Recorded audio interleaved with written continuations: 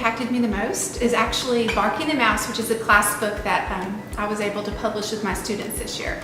It was a great reminder letting me know that the only limits on my students are the ones that I would put on them. And it wasn't until I got to college that I found a book that I was really passionate about. It's called The Presence of Others. I got to reading it and said, wow, this is moving, you know. It stirred my soul just reading. I never thought a book could do that.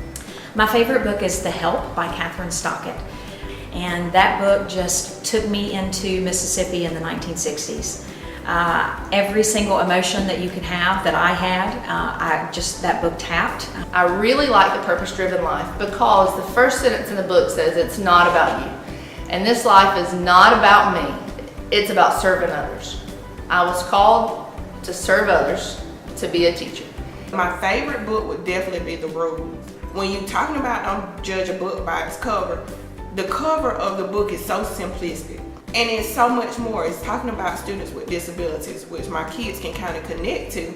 My mom bought me a book called Ed Emberley's Make a World. And it was a drawing book. It wasn't really a literary work, but a drawing book. And it taught you how to take little shapes and create a world. To Kill a Mockingbird by Harper Lee. It was really the first time that I was ever exposed to differences, racial differences, social differences, and that just had a huge impact. It kind of opened my eyes to what the world was really like instead of the kind of bubble that I was living in. A book that I've read the past couple of years to my students is Because of Mr. Turret. It shows the connection that a teacher has on their students that they may not realize, and then it also shows how much the teacher loves the students. My favorite book is the book that I am reading at the time. I am an avid reader. It's my hobby. I just picked up a Mary Kay Andrews book. It's her latest book. I think it's called The Weekenders. The book that I chose that had the most significant impact on my students was called Rainbow Fish by Marcus Bister, because it taught my little kindergarten children, and it teaches them every year that they should share to make friends and be nice to other people to maintain their friends and keep relationships with other people. Sometimes when I'm choosing a new book, I will go to the bookstore, and sometimes you're just fascinated by how pretty a cover is, or how, the picture that's on it. Well, that picture is so beautiful, so it must be a great book. And then you pick up the book and you read the cover of it, and you're like, I don't think I'm interested in that.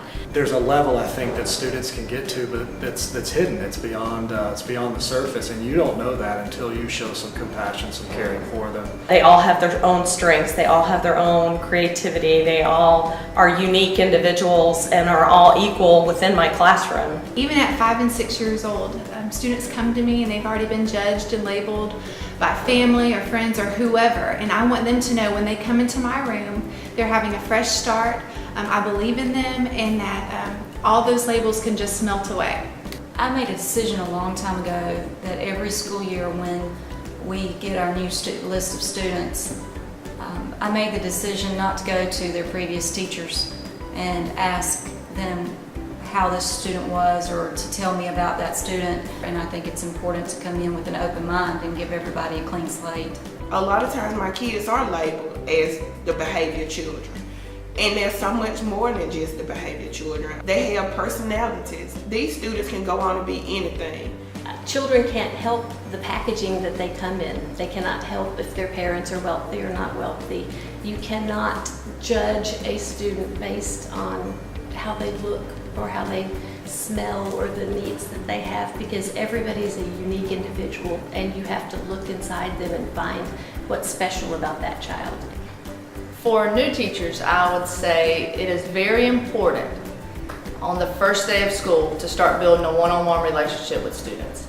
The faster you can make them feel loved and appreciated and respected will really help you have a successful relationship.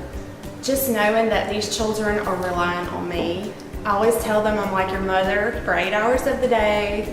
We're a family. So it motivates me that I know that I will make the impact on them, and it will help their future and their successes down the road. So I know it's a lot on my plate every day that I'm responsible for.